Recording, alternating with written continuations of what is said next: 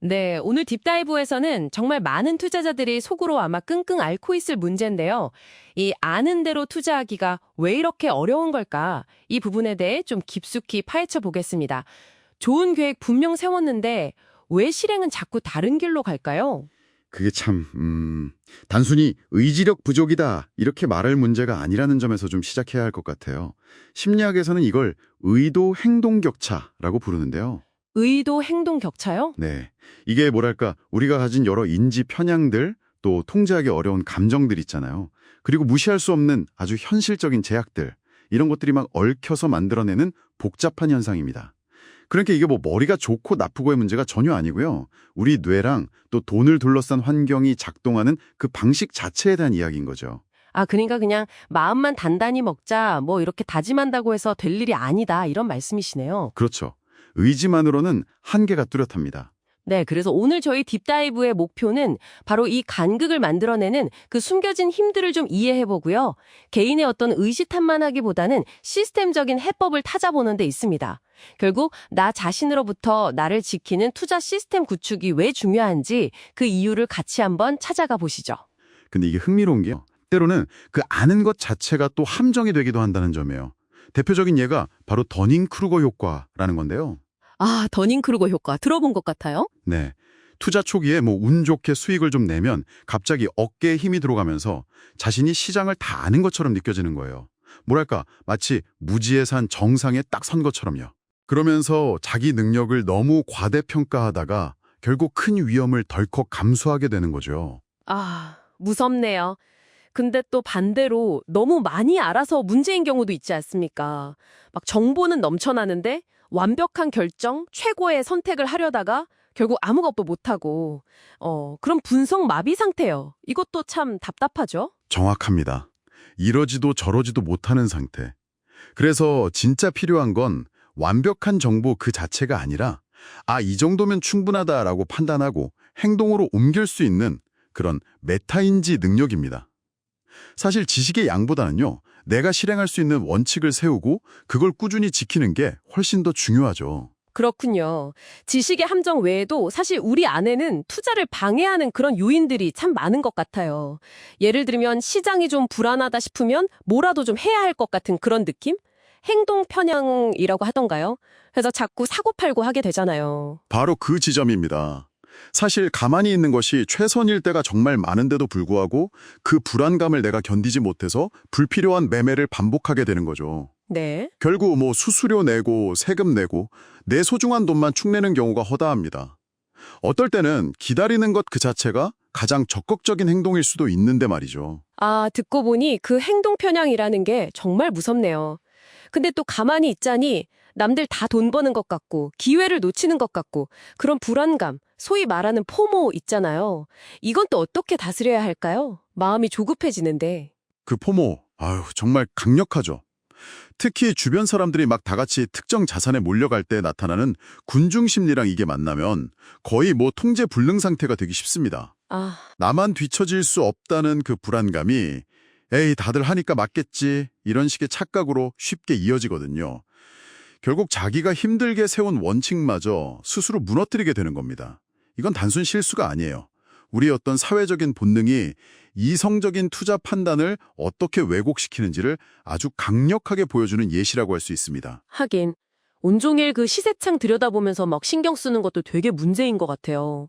정신적으로 너무 지치고 나중에 판단력이 좀 흐려지는 그런 느낌도 들고요. 그게 바로 결정 피로입니다. 의사결정이라는 행위 자체가 우리 정신 에너지를 소모하는 일이거든요. 근데 하루에도 수십 번, 어쩌면 수백 번씩 매수 버튼, 매도 버튼 위에서 고민하다 보면 저녁쯤엔 그 에너지가 거의 바닥나요. 맞아요, 맞아요. 이때 자기 통제력이 확 약해지면서 뭐 공포감에 투매를 해버린다거나 아니면 또 비이성적인 추격 매수를 한다거나 하는 그런 감정적인 실수를 저지를 확률이 급격하게 높아집니다. 그렇군요. 그런데 이런 여러 가지 심리적인 함정에서 정말 간신히 벗어난다 해도 우리가 발딛고 있는 이 현실 자체가 또 다른 장애물이 되기도 하는 것 같아요. 예를 들면 그 신용거래 같은 레버리지 쓰는 경우요. 레버리지. 정말 양날의 검이죠.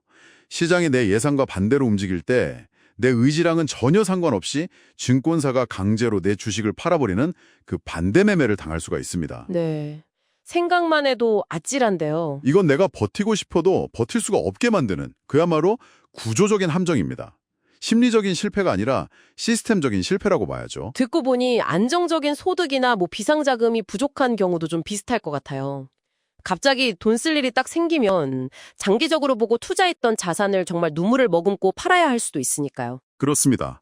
탄탄한 재무 상태, 다시 말해서 꾸준한 현금 흐름과 또 충분한 비상자금이야말로 모든 투자의 가장 기본이 되는 안전망입니다. 이게 없으면 아무리 좋은 계획도 그냥 모래 위에 지은 성이 될 수밖에 없죠.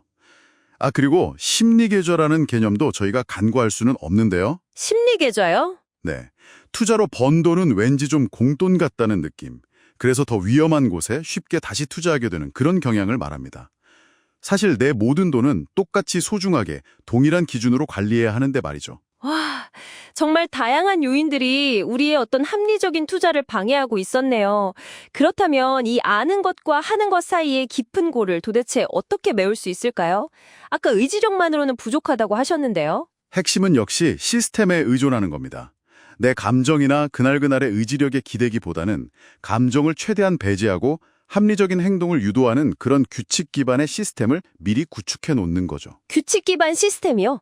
예를 들면 어떤 게 있을까요? 예를 들면 매달 정해진 날짜에 정해진 금액만큼 꾸준히 투자하는 정액분할 매수, DCA 같은 거요.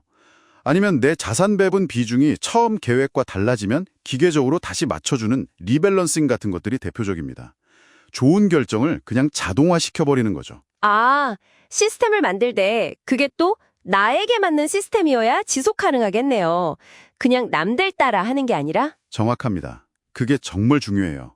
남들이 다 좋다고 하는 방법이 아니라 당신의 위험 감수 성향, 투자 목표, 또 투자 기간 이런 것들을 충분히 고려한 아주 개인적인 투자 철학에 담긴 그런 시스템이어야 합니다.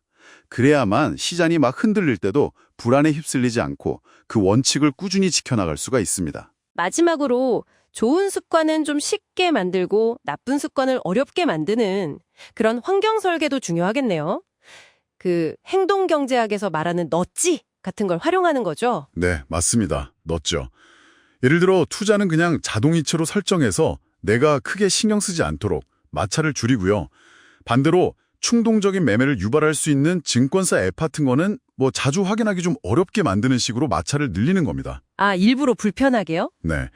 그리고 포트폴리오 확인 횟수를 의식적으로 좀 줄인다거나 만약 이런 상황이 오면 나는 이렇게 행동한다는 매수매도 규칙을 미리 명확하게 정해두는 사전 약속 같은 것도 감정적인 대응을 막는 아주 강력한 도구가 될 수 있습니다. 듣고 보니 결국 투자의 진짜 드라마는 시장 상황 그 자체가 아니라 우리 마음속에서 벌어지는 치열한 싸움이었군요.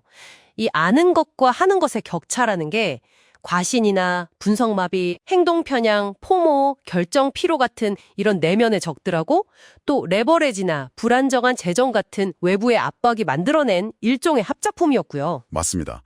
그래서 이 간극을 메우는 진정한 투자 기술은 무슨 강철 같은 의지력 이런 게 아니에요. 첫째는 흔들리지 않는 재무적 기본 위에 규칙 기반 시스템을 잘 세우는 규율, 그리고 둘째는 그 시스템이 제대로 잘 작동하도록 스스로를 방해하지 않는 지혜입니다. 우리가 흔히 말하는 인내라는 것은요, 단순한 미덕이 아니라 이 시스템을 지키는 것 그 자체, 그러니까 아주 강력한 투자 전략인 셈이죠.